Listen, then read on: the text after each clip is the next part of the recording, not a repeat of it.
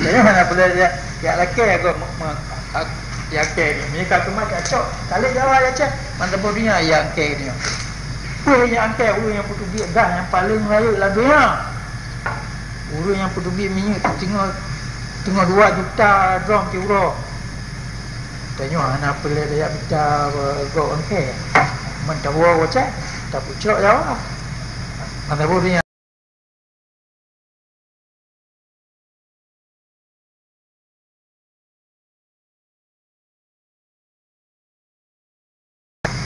apa hotel anda yang berhabang buat TV.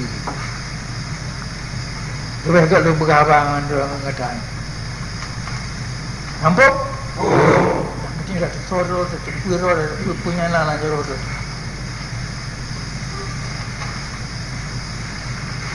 Politik luar negara hanya tiap kita gop. Gop payah kita tu.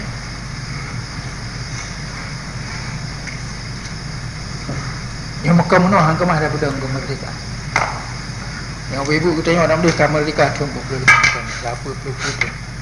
Ada menghana bangai. Ini hak kemah dah sok lagi ngabonyo kata dia.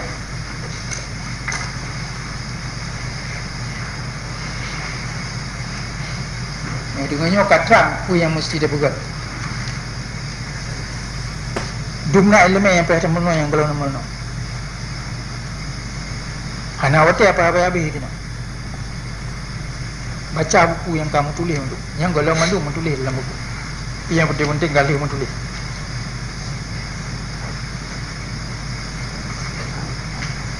Kekuatan itu yang paling raya ini karena sejarah. Pemana? Indah tu dia kalau kubah rumpul menjamin kemenangan kita.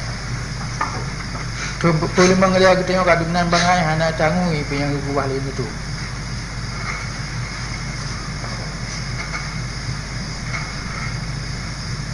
Maka apa yang saya buat tanya orang?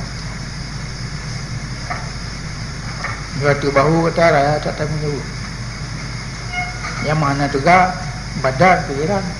Angkemai tak ulang tak ulang.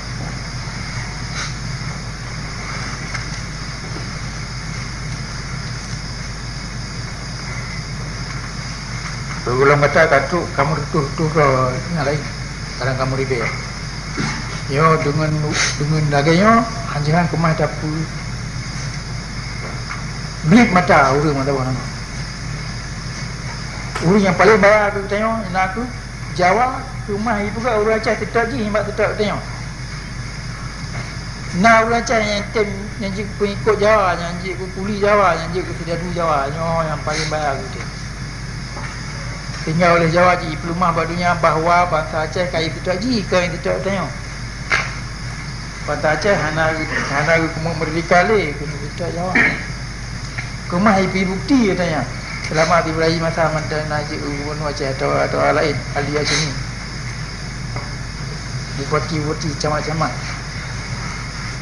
Yo je musuh ni yang paling naik paling luar. Sebawanya ini Jawa rumah badunya kita tengok Aceh. Urang Aceh tu yang tetap je. Ya? Biar banyak. Kita tengok pelai tangga awaknya pengkhianat mana?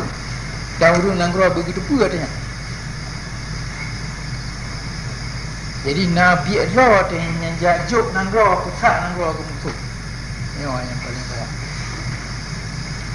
Dan urangnya kumah urang bayar je, minyak kumah tak perlu urang kampung. Tinggal urang yang cik pedundra, yang anak tahu tetap. Jadi dia tak apa yang payah tak perut di dalam Nanggro. But sebenarnya but bangai-bangai tu. Tapi dia tak apa yang payah nak buat ini luar Nanggro. Kita ada apa kan?